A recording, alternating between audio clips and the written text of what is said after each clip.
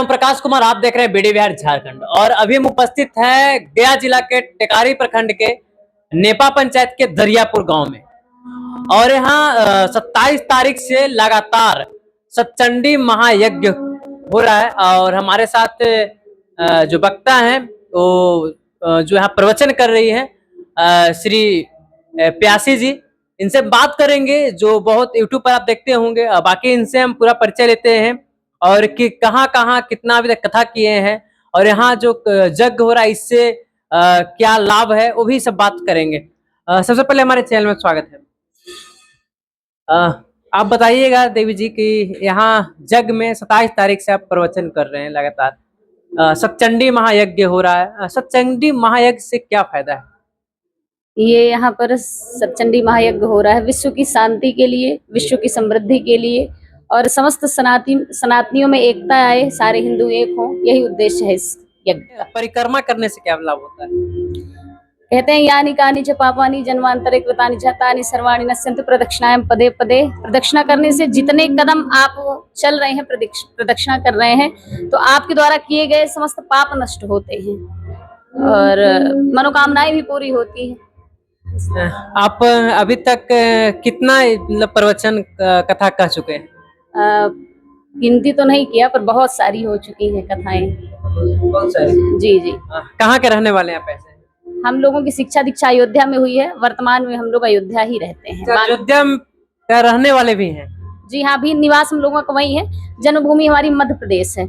माँ की शिक्षा दीक्षा अयोध्या में हुई है, यही हम रह रहे हैं। प्यासी जी, देवी जी, आप बताइएगा यहाँ जो यज्ञ हो रहा है पूर्णाहुति कितने तारीख को हो गए? 5 तारीख को, 5 मई। 5 तारीख को। कथा कितने बजे स्टार्ट हो जा रहा है? दोपहर 4 से शाम 7 बजे तक। दोपहर 4 से 7। बाकी आप लोग जो भी गया जिला से होंगे, जो भी चाहते होंगे कि प्यासी जी, देवी जी का आप आकर के कथा सुने, तो आप लोग यहाँ आइए। 4 बजे से लेकर के 7 बजे तक कथा चलता है। कई लोग जा रहे हैं क्रिश्चियन धर्म अपना ले रहे हैं, ये धर्म परिवर्तन वाले पर क्या कहिए? ये बहुत गलत बात है। जिस धर्म में आपका जन्म हुआ है, जीवन पर्यंत उसी धर्म को आपको फॉलो करना चाहिए, बदलना नहीं चाहिए। पर इस समय लोग बहकाते हैं, किसी के भी बहकावे में नहीं आना चाहिए। धर्मो रक्षति रक्षता, आप धर्म की रक्षा करेंगे तो धर्म आपकी रक्षा करेगा। तो मन कैसे सुधरेगा? मन सुधरेगा, भगवान की भक्ति करिए। कहते हैं 3 कल्याण के साधन बताए गए हैं। तन पवित्र सेवा किए, धन पवित्र कर दान, मन पवित्र हरि भजन सो तो होत त्रिविधि कल्याण। तन पवित्र करना है तो सेवा करना सीखिए, धन पवित्र करना है दान करना सीखिए, मन पवित्र करना है तो ज्यादा से ज्यादा भगवान का भजन करिए, भगवान का ध्यान करिए, भगवान की भक्ति, कथा, यज्ञ इत्यादि चीजों से जुड़िए तो अपने आप ही आपके मन से दोष हट जाएंगे। बहुत ऐसे बच्चे होते हैं जिनको विद्या ग्रहण करने में कठिन होता है, कौन सा उपाय करें कि विद्या मतलब बहुत जल्दी आ जाए? विद्या जल्दी आ जाए तो अभ्यास करिए। एक तो करत करत अभ्यास से जड़मती होत सुजान, रसरी आवत जात है सिल पर पड़त निशान। बार बार पढ़िए, जो चीज नहीं समझ में आ रही बार बार यदि आप उसका अभ्यास करेंगे तो निसंदेह ही आपको वो चीज समझ में आएगी। और पढ़ना ही चाहिए, पढ़ने से ही समझ में आएगा। राम क्या है? राम ब्रह्म है, राम परमात्मा है। राम क्या है इसका उत्तर दे पाना तो असंभव है। आप संसार में जो भी देख रहे हैं वो सब राम में ही समाहित है। ये सारा संसार, सारा ब्रह्मांड ही राम के रोम रोम में, रोम रोम प्रति लागे कोटि कोटि ब्रह्मांड। तो सारे ब्रह्मांड के नायक, और ऐसे एक ब्रह्मांड तो क्या, उनके रोम रोम में ऐसे हजारों करोड़ों ब्रह्मांड हैं। तो राम सबके ईश्वर, राम सबके भगवान, राम सबके नायक। यहाँ के जितने भी जनता आपको देख रहे हैं उनसे क्या अनुरोध रहेगा? यही अनुरोध रहेगा कि आप ऐसे धार्मिक आयोजनों से जुड़िए, भगवान की कथा से जुड़िए और अपनी सनातन संस्कृति को बनाए रखिए। चाहे कोई कितना भी बुढ़ाए आपको, कितना भी लालच दे, कितना भी लोभ दे, अपने धर्म को मत छोड़िए, धर्म से सदैव जुड़े रहिए। चलिए इनसे भी बात कर लेते हैं, अपना भी थोड़ा परिचय बता दीजिएगा। हमारा नाम आचार्य धर्मेंद्र पांडे है। हमारी शिक्षा दीक्षा अयोध्या जी से हुई है और अब हमारे रिश्ते में भांजी भी हैं और इनके हम शिक्षा गुरु हैं। जो भी ये कथा वाचन करती हैं उससे संबंधित शिक्षा हम नहीं दी है, क्योंकि लड़कियों के लिए कहीं ऐसा गुरुकुल उपलब्ध नहीं है। तो इनको हमने अपने साथ में रख करके ही कथा पढ़ाई और साथ में ही देश के कोने कोने में जा करके हम दोनों लोग कथा वाचन करते हैं। एक बार गए थे सरजू के तीर पे, वहाँ पे जो बताया जाता है कि सरजू में जो भी लोग स्नान करते हैं उसका क्या महत्व है? सरजू में यदि आप स्नान करते हैं तो निश्चित रूप से आप जो है राम जी के समीप पहुंच जाते हैं। जा मज्जनते बिन ही प्रयासा मम समीप नर पावहि बासा। भगवान श्री राम ने अपने स्वयं मुख से कहा है कि जो भी सरजू नदी में स्नान करता है उसको मेरे समीप में वास मिलता है। कालांतर में जब वह व्यक्ति अपना शरीर छोड़ करके जो है परलोक गमन करता है तो परमात्मा अपने समीप स्थान देते हैं। और वैसे भी जब आप अयोध्या पहुंच जाते हैं, सरजू में स्नान कर रहे हैं, तो शरीर भी आप परमात्मा के समीप ही पहुंच गए। अब अयोध्या से ज्यादा नजदीक भगवान के कुछ भी नहीं है। तो सरजू स्नान यदि आप करते हैं तो निश्चित रूप से आपके सारे पाप ताप संताप तो नष्ट होते ही हैं, परमात्मा के समीप आपको वास भी मिलता है। एक भजन छोटा सा सुना दीजिएगा। बिल्कुल, मुझे बहुत अच्छा लगता है ये भजन, नगरी हो अयोध्या सी। वही कुछ पंक्तियां कि नगरी हो अयोध्या सी,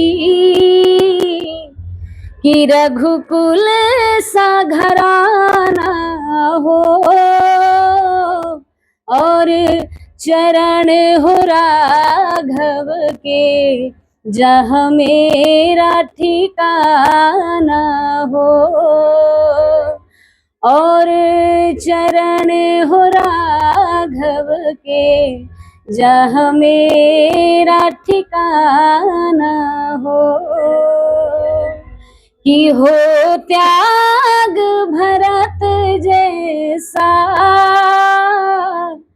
कि सीता सी नारी हो, और लव कुश के जैसी संतान हमारी हो। नगरी हो अयोध्या सी,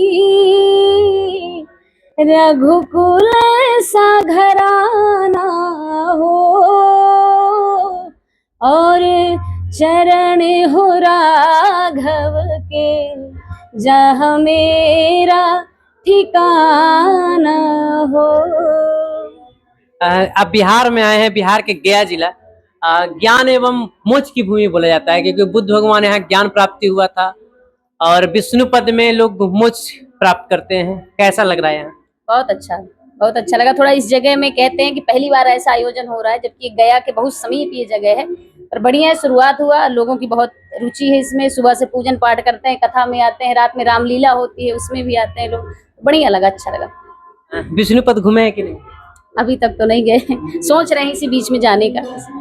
बोध गया पहली बार गया जी आए हैं हम। पहली बार गया जी ही आए हैं? जी हाँ, पहली बार। इससे बिहार तो कई बार आए, लेकिन इस क्षेत्र में पहली बार ही आगमन। जैसे हम लोग भी जान रहे हैं कि आप कथा करने के लिए पहली बार आए हैं, तो ऐसे घूमने के लिए आए होंगे कभी? नहीं कभी। ये कहते हैं ना, तीर्थों में जब भगवान बुलाते हैं तभी आ सकता है व्यक्ति, तो पहली बार भगवान ने ऐसा अवसर दिया कि गया जी में आकर के दर्शन। आप आए हैं कि नहीं गुरु जी? हम भी दैव संयोग से यहाँ पहली बार ही आए हैं, और कई तीर्थों में हमने भ्रमण किया, पर गया जी में हमने पहली बार ही आए हैं। और इसका नाम बहुत सुन रखा है, भगवान बुद्ध को यहाँ ज्ञान प्राप्त हुआ, बोध गया के नाम से यहाँ प्रसिद्ध है। पर यहाँ थोड़ा सा खड़ी हिंदी समझने में लोग मगही भाषा है, हाँ, यहाँ की अपनी लोकल भाषा को ज्यादा समझते हैं। पर खड़ी हिंदी एक ऐसी बोली है जो पूरे देश में या फिर विदेश में भी समझी जाती है, बोली जाती है। तो यहाँ की जनता को ये प्रयास करना चाहिए कि हम खड़ी बोली को समझें, क्योंकि जो भी ज्ञान या जो भी उपदेश दिया जाता है इसी भाषा में दिया जाता है, तो उसको हम पकड़ सकें, प्राप्त कर सकें उस ज्ञान को। इसलिए खड़ी हिंदी पर लोग विशेष ध्यान दें, यही हमारा अनुरोध है। अभी 2 दिन तो हमारी कथा हुई है, 2 दिन से जनता को समझाते समझाते अब कुछ जनता लाइन में आई है, समझने लगी है। हमने बार बार प्रेरित भी किया कि आप लोग बैठेंगे, समझने का प्रयास करेंगे, निश्चित रूप से समझ में आएगा। बाकी और सब अच्छा लगा। यहाँ पर भ्रमण करने हम लोग विष्णु तीर्थ भी जाएंगे और बोध गया भी। प्रयास है कि यदि समय लगा और भगवान की कृपा रहे तो जरूर जाएंगे दर्शन करने। चलिए, जिस जगह पे कथा हो रहा है दक्षिण विश्वविद्यालय है बगल में।